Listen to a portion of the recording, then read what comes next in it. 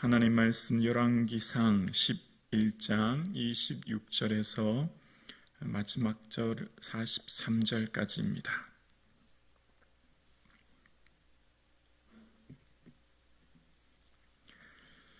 하나님의 말씀입니다. 함께 고백드리겠습니다. 솔로몬의 신하 느밧의 아들 여로보암이 또한 손을 들어 왕을 대적하였으니 그는 에브라임 족속의 스라다 사람이요 그의 어머니의 이름은 수르야니 과부더라. 그가 손을 들어 왕을 대적하는 까닭은 이러하니라. 솔로몬이 밀로를 건축하고 그의 아버지 다윗의 성읍이 무너진 것을 건축하였는데 이 사람 여로보암은 큰 용사라. 솔로몬이 이 청년의 부지런함을 보고 세워 요셉 족속의 일을 감독하게 하였더니 그 즈음에 여로보암이 예루살렘에서 나아갈 때에 실로 사람 선지자 아이야가 길에서 그를 만나니 아이야가 새 의복을 입었고 그 두 사람만 들에 있었더라. 아이야가 자기가 입은 새 옷을 잡아 12조각으로 찢고 여로보암에게 이르되 너는 10조각을 가지라. 이스라엘의 하나님 여호와의 말씀이 내가 이 나라를 솔로몬의 손에서 찢어 빼앗아 10지파를 내게 주고 오직 내 종 다윗을 위하여 이스라엘 모든 지파 중에서 택한 성읍 예루살렘을 위한 한 지파를 솔로몬에게 주리니 이는 그들이 나를 버리고 시돈 사람의 여신 아스타롯과 모압의 신 구모스와 암몬의 자손의 신 밀곰을 경배하며 그의 아버지 다윗의 행함 같지 아니하여 내 길로 행하지 아니하며 나 보기에 정직한 일과 내 법도와 내 율례를 행하지 아니함이니라. 그러나 내가 택한 내 종 다윗의 내 명령과 내 법도를 지켰으므로 내가 그를 위하여 솔로몬의 생전에는 온 나라를 그의 손에서 빼앗지 아니하고 주관하게 하려니와 내가 그의 아들의 손에서 나라를 빼앗아 그 10지파를 내게 줄 것이요 그의 아들들에게는 내가 한 지파를 주어서 내가 거기에 내 이름을 두고 택한 성읍 예루살렘에서 내 종 다윗이 항상 내 앞에 등불을 가지고 있게 하리라.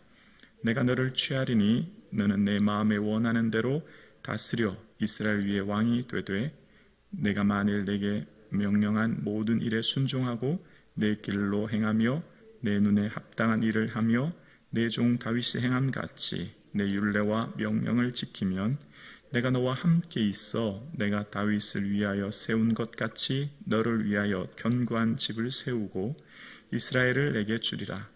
내가 이로 말미암아 다윗의 자손을 괴롭게 할 것이나 영원히 하지는 아니하리라 하셨느니라 한지라. 이러므로 솔로몬이 여로보암을 죽이려 하매 여로보암이 일어나 애굽으로 도망하여 애굽 왕 시삭에게 이르러 솔로몬이 죽기까지 애굽에 있으니라. 솔로몬의 남은 사적과 그의 행한 모든 일과 그의 지혜는 솔로몬의 실록에 기록되지 아니하였느냐. 솔로몬이 예루살렘에서 온 이스라엘을 다스린 날수가 40년이라. 솔로몬이 그의 조상들과 함께 잠에 그의 아버지 다윗의 성읍에 장사되고 그의 아들 르호보암이 대신하여 왕이 되니라. 아멘. 4월 한 달을 은혜 가운데 살게 하신 하나님의 은혜에 감사드립니다. 새롭게 주어질 5월 한 달도 주님의 은혜가 있기를 주님의 이름으로 축복합니다. 아멘. 솔로몬의 삶의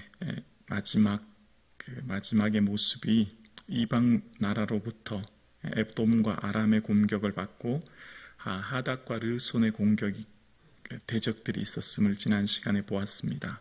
오늘은 지난 시간은 외부의 대적이었다면 오늘은 내부의 대적이라고 할 수 있는 르호보암에 대한 이야기입니다.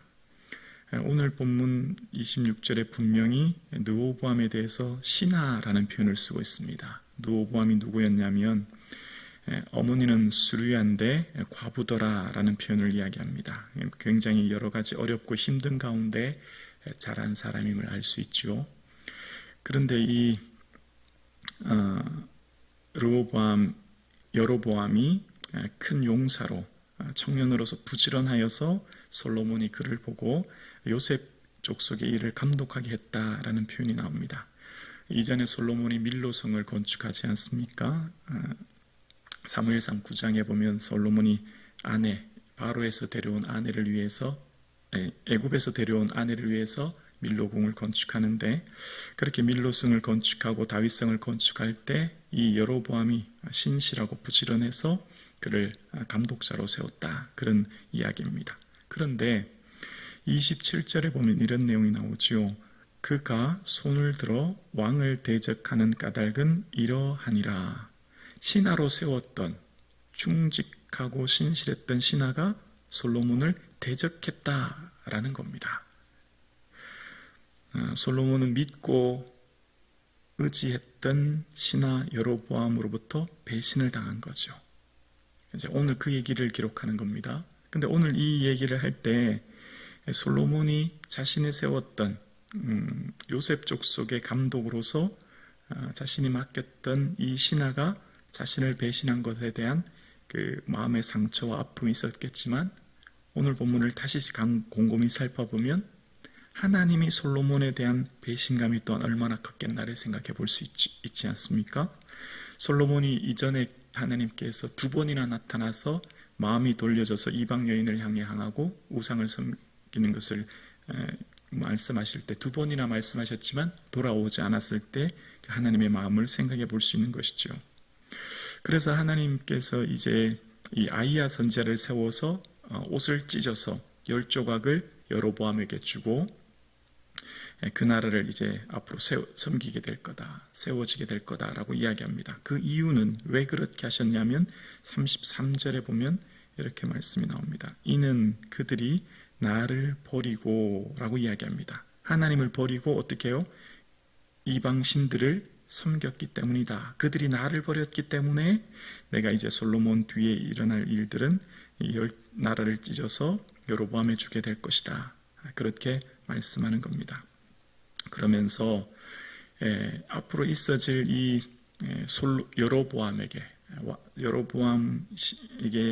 주실 약속이 37절과 38절에 나오는데요. 37절에 보면 이런 말씀을 합니다. 내가 너를 취하리니 너는 내 마음에 원하는 대로 다스려 이스라엘 위에 왕이 되되, 내가 만일 내가 명령한 모든 일에 순종하고 내 길로 행하며 내 눈에 합당한 일을 하며 내 종 다윗이 행함같이 내 율례와 명령을 어떻게 해요? 지키면 이라고 말씀하시죠. 지키면, 내가 명령한 것을 다 지키면 내가 너와 함께 있어 내가 다윗을 위하여 세운 것 같이 너를 위하여 견고한 집을 세우고 이스라엘을 내게 주리라 라고 말씀하십니다. 이게 여로보암에게 주시는 새로운 약속의 말씀이에요. 하나님께서 세우시는 언약의 계승자가 누구인가를 생각해 볼 수 있는 겁니다. 하나님께서 세우시는 언약의 계승자는 생물학적 자손이 아니라 말씀에 순종한 자를 세운다, 그런 의미가 있는 겁니다. 무조건 하나님께서 세우시는 하나님의 특별한 은혜는 말씀에 순종하는 자를 통하여 하나님께서 은혜 주시고 그 집을 견고하게 주신다라고 하는 은혜가 있는 겁니다. 그런데 안타깝게도 하나님께서 여로보암에게 말씀하신 게 뭐였죠? 잘 말씀에 순종해라. 그러면 내가 다윗의 집을 세운 것 같이 너의 집도 견고하게 해줄 거야 라고 하는 약속이었죠. 오늘 이렇게 놀라운 약속을 받았지만 이 뒤에 가면 여로보암은 이 하나님 말씀대로 살지 않습니다. 참 안타까워요. 이스라엘 백성들이 여로보암이 왕으로 세워지는데요. 그런데 이스라엘이 절기만 되면 예루살렘, 남쪽에 있는 예루살렘으로 예배를 드리러 가는 겁니다. 그러니까 잘못했다가는 민심이 다 입안에서 변할까봐 베델과 단에 따로 제단을 세워요. 신명기 12장에 하나님께서 택하신 곳에서 예배를 드려야 되는데 임의로 베델과 단에 예배 제단을 쌓고 거기 금송아지를 만듭니다.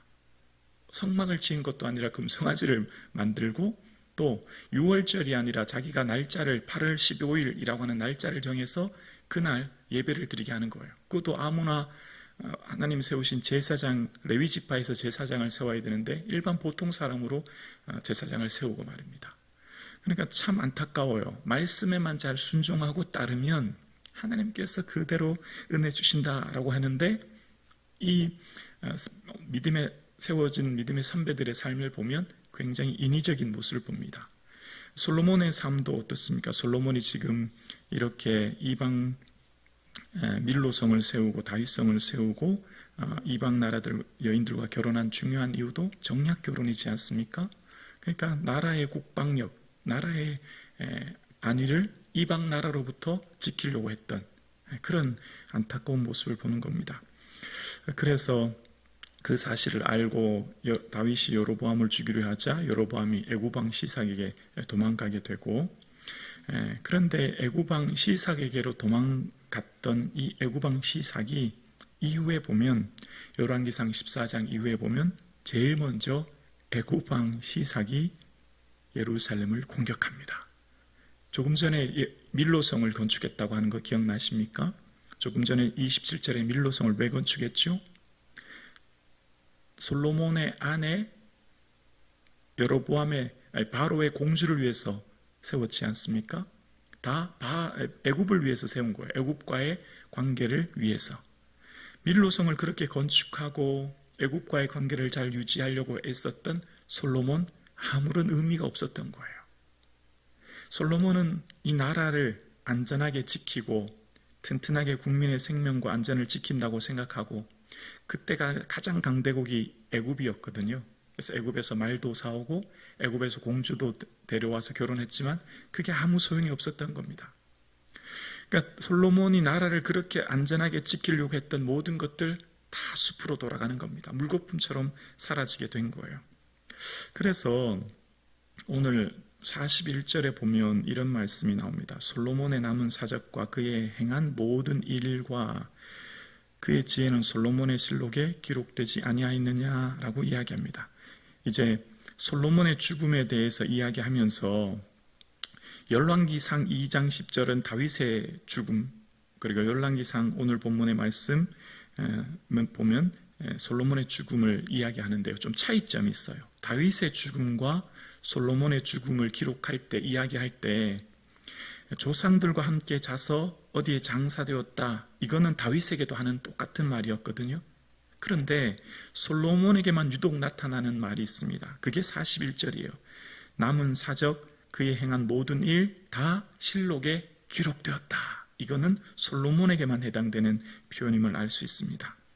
다윗과 솔로몬의 차이점 뭘까요? 하나님께서는 그의 인생의 모든 것들 맡겨주신 것, 많이 맡은 자에게 많이 구하는 거지요.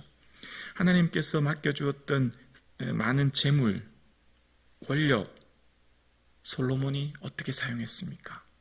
솔로몬은 그가 가진 모든 재물과 권력을 나라를 안전하게 지킨다는 명목하에, 국방력을 강화한다는 명목하에 많은 성읍을 지었습니다. 그리고 자기 자신과 아내를 위해 또 성읍을 지었습니다. 그의 많은 재물은 결국 백성들의 세금이었고, 백성들이 그 고생과 어려움을 자식이 자신, 자기 아내, 그리고 국가를 튼튼하게 했다고 생각하고 성을 지었던 거예요. 그러나 국가를 튼튼하게 하고 국가의 안전을 지키는 것은 하나님이 지켜주시는 거죠.